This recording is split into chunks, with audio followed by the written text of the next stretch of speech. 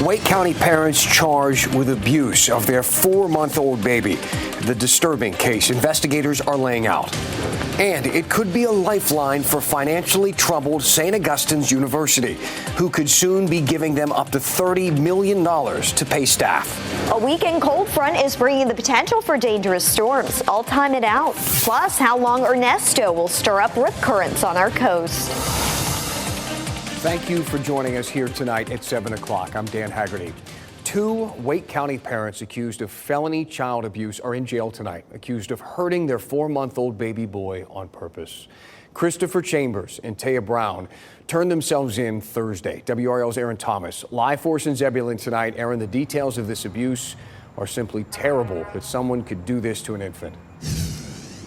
Yeah, most certainly, Dan. I'll have to be honest that this is indeed a tough and sad story to report on tonight. Those 2 parents, in fact, they walked through these doors, turning themselves in to the Zebulon Police Department earlier this week. These court documents that I'm holding, it accuses them of abuse so hard that it cracked 10 of those babies' ribs, and it also caused bleeding in the brain and skull. Again, you're looking at those 2 parents who are currently in jail facing those felony charges.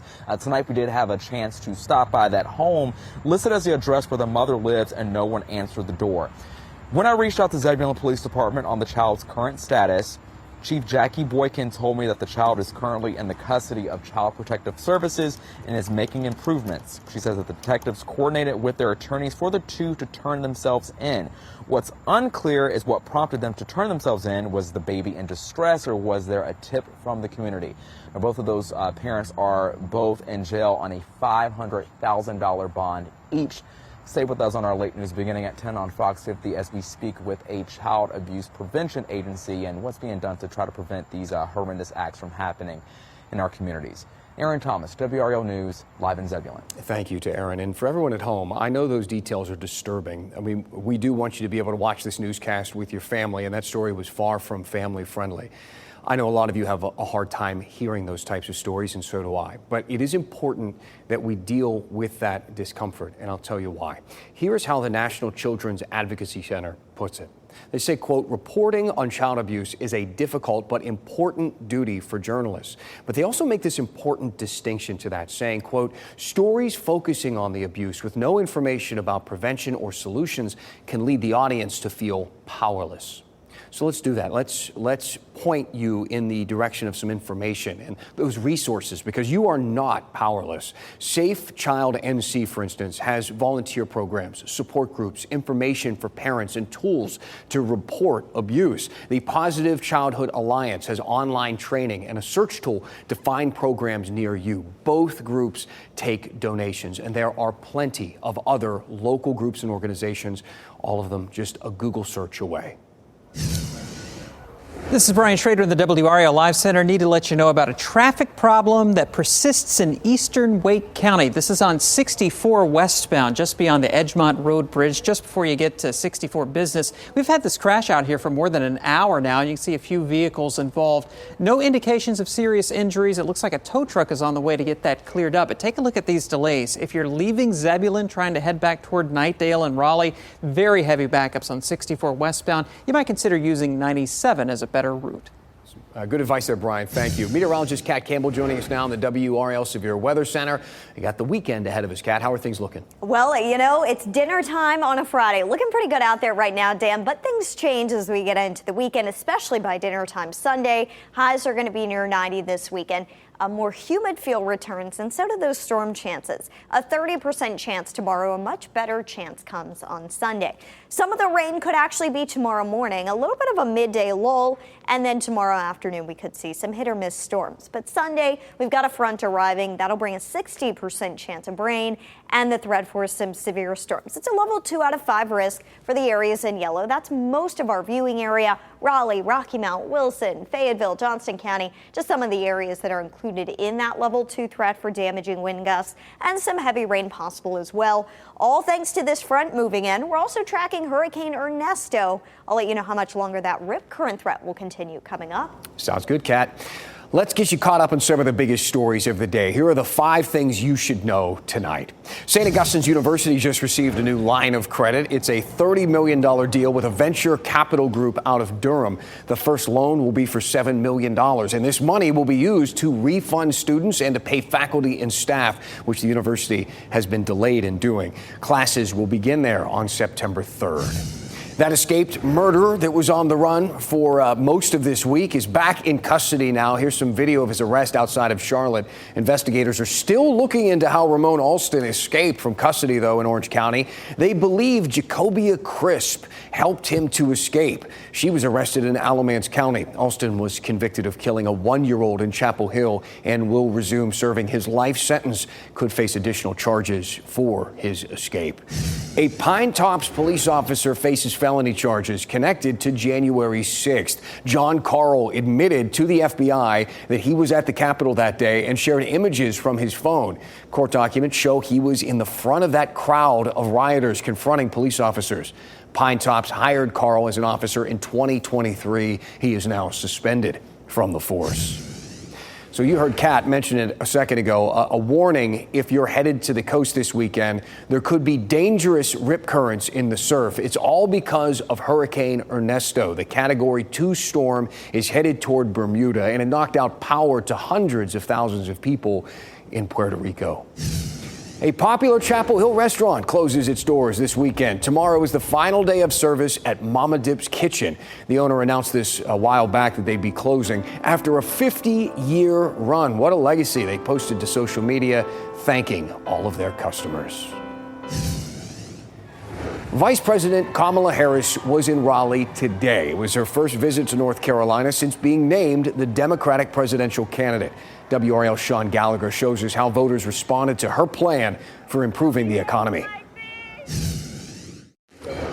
Opportunity economy. That's the highlight of Kamala Harris's first campaign speech in North Carolina, and it's a big concern for most voters in our state.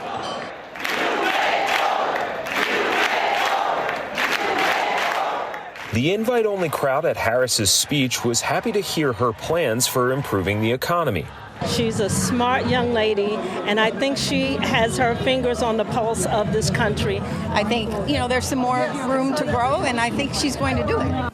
As president, I will be laser focused on creating opportunities for the middle class that advance their economic security, stability, and dignity.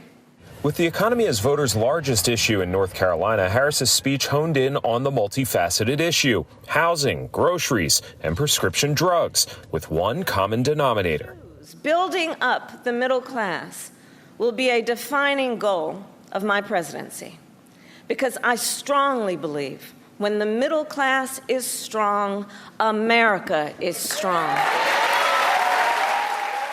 This will continue to be an important topic for voters. I spoke to shoppers just yesterday who say they want to see something more concrete from both candidates before they make a decision on who they plan to vote for this fall. Sean Gallagher, WRAL News, Raleigh. All right, thank you to Sean. Look, let's quickly walk through a few of Harris's economic proposals, and we'll compare them to Donald Trump's. First, tax credits for the middle class. Harris says that she wants a child tax credit of $3,600 per child for middle-class families. That could go as high as $6,000 for families with a child under 1 year old. Trump's running mate J.D. Vance has said Republicans could expand the child tax credit to $5,000. Both parties say they want to bring down inflation. Harris supports a federal ban on price gouging, targeting corporations that keep prices high even after their production costs flatten. Trump looks to boost oil and gas production. He says that will, quote, bring down the price of everything.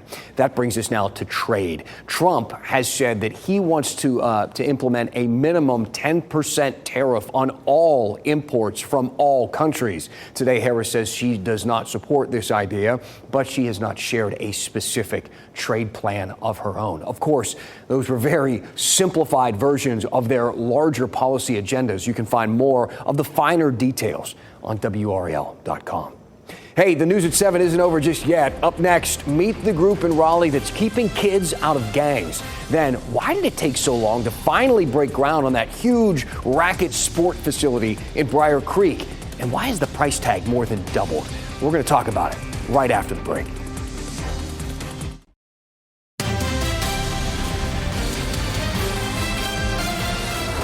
A Raleigh man is working to give kids a place to go after school and to keep them away from gangs. We showed you in our recent WRAL documentary, Easy Targets, how gang members are recruiting kids to commit crimes. WRAL documentary reporter Kristen Severance shows us how nonprofits like SHIP Community Outreach are steering kids in the right direction. We met 13-year-old Hamid at the shipyard in southeast Raleigh. He and his family are refugees from Afghanistan. I moved here like 2 years ago. He spends most of his time here at the free gym. He comes how often? Almost every day. He's here almost more than me. When he comes, he stays 3-4 hours. And when people start developing their body, they put value on themselves, right? So a lot of kids are out doing the things they're doing because there's no value. Pastor Chris Jones is behind everything at SHIP Community Outreach. The gym, a pantry where they feed 17,000 families. We do about 42,000 loaves of bread a month.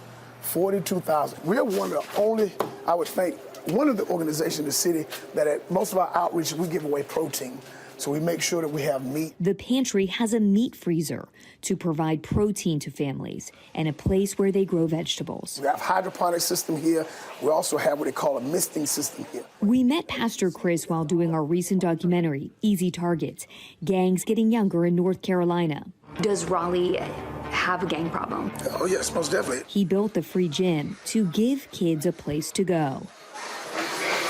They need something physical to exert some of that energy that they have to get out in a different way other than in the streets, shooting and gangbanging and those kind of things. So we want to try to keep them from doing those things. Which is what happened with 13-year-old Hamid.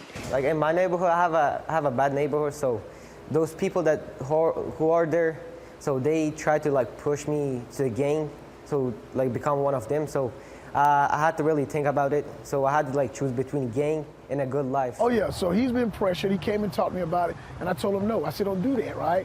And so then at the beginning, he felt like he needed to fight his way out. And so he was doing that, right? But now he's not fighting anymore, right? So he's not fighting anymore. And now those guys leave him alone. He said not just providing a safe space, but being a safe person to talk to is key in helping kids make the right choices. If I can change the life of one kid, I believe things can get better. But everybody have to have that attitude, right? That we can do this together.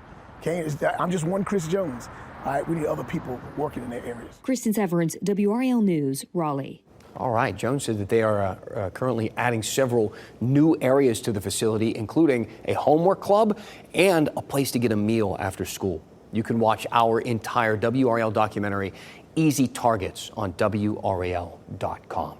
So, after years of delays, that new racket sport complex in Briar Creek is happening. These are some renderings of the new swing, tennis, and paddle facility. It was supposed to be done 2 years ago, but COVID happened, of course. Now it's set to open in 2026. The original plan was a sea of tennis courts. That next phase coming out of pandemic was this new and improved campus. So everything had to be reworked.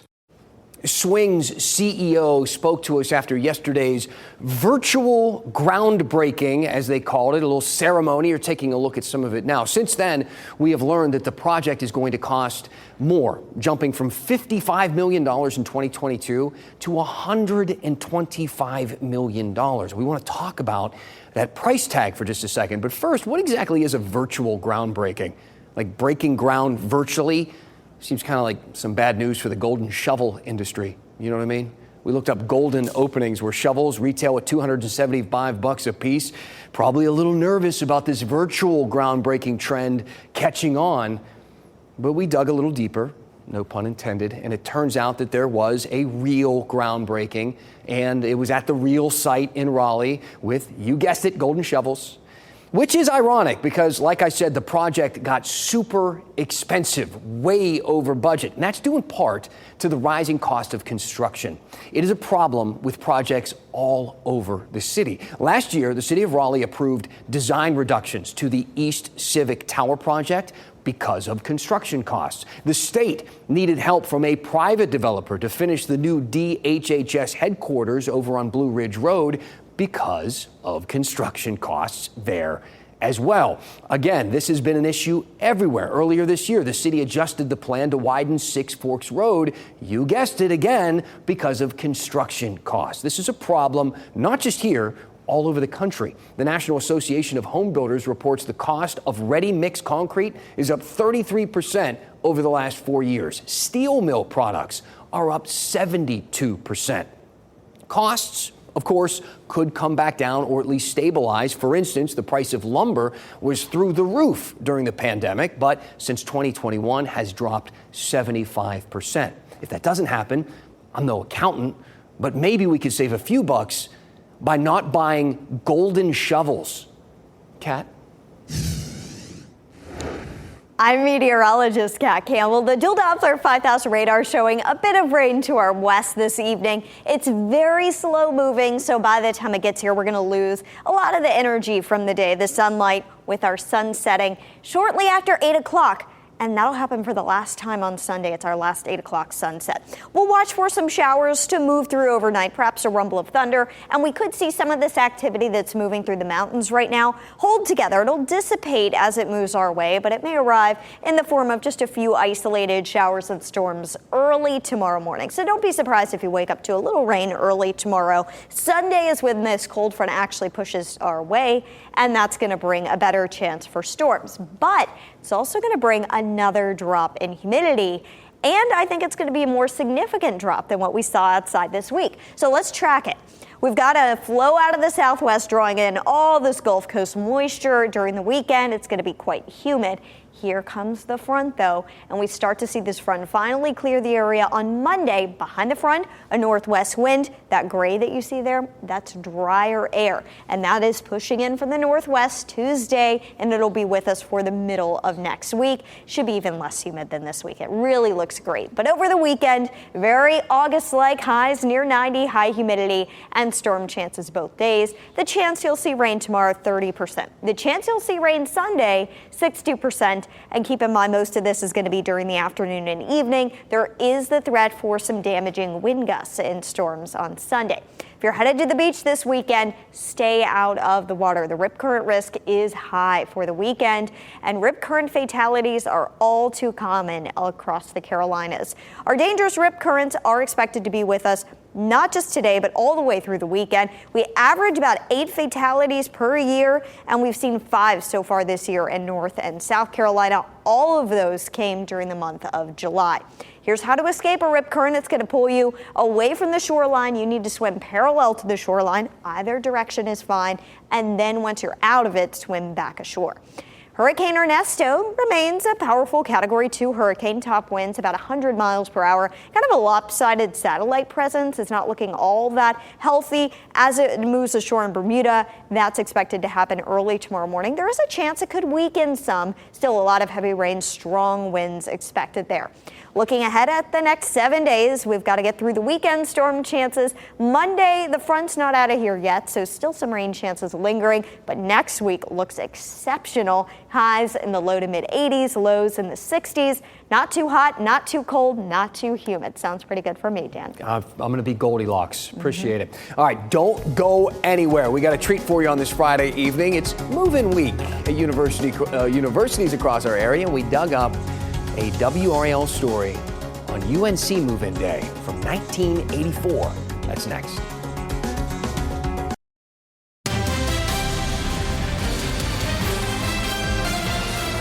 Back to school doesn't just mean getting those new school supplies. It also means going to the pediatrician, making sure everybody has their shots updated. The requirements are the same for private and public schools in North Carolina. Middle and high school students may be due for some boosters or any shots that they may have missed. Last year, more than 92% of kindergartners were up to date on vaccines. That's still an A, but that number has decreased over the last 4 years. We are months away from new leadership overseeing your child's public education. We want to hear your thoughts on this. What do you think the next state superintendent should be focusing on? What's most important, and which qualifications are most important to you? Scan the QR code at the bottom of your screen right now and get sent to a WRAL survey. You can also find it by searching Back to School on WRAL.com. So it's also back to school for our area's colleges and universities. NC State's campus was swarming with students and their families hauling stuff into their dorm rooms. It was also a huge move-in week for North Carolina Central. They are welcoming their largest class ever with more than 1,900 students enrolled. Of course, this was also move-in week for UNC. WRAL has been covering this for years now. Today, we went into the WRAL archive and found a UNC move-in story from 1984. I think you're going to have a lot of fun with it. Thanks for joining us here at 7 o'clock. I'll leave you with this. It's your little Friday dose of nostalgia. Well, it's that time of the year again, time to move back to campus. Parents dread it. Students put up with it, but store owners, they love it. Every student is seen as potential business for the stores.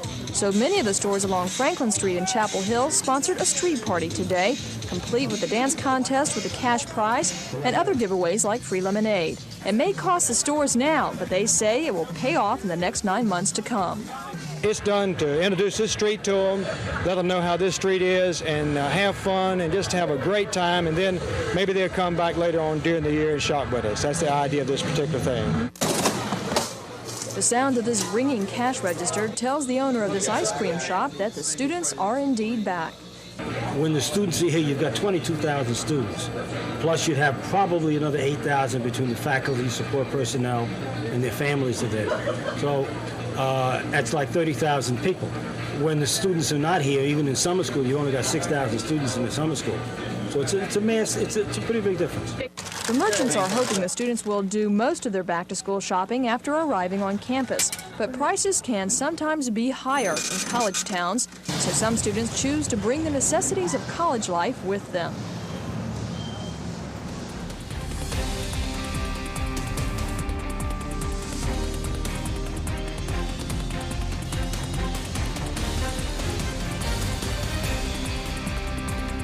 Keep watching WRAL News over the air Channel 34 and Spectrum Channel 1257.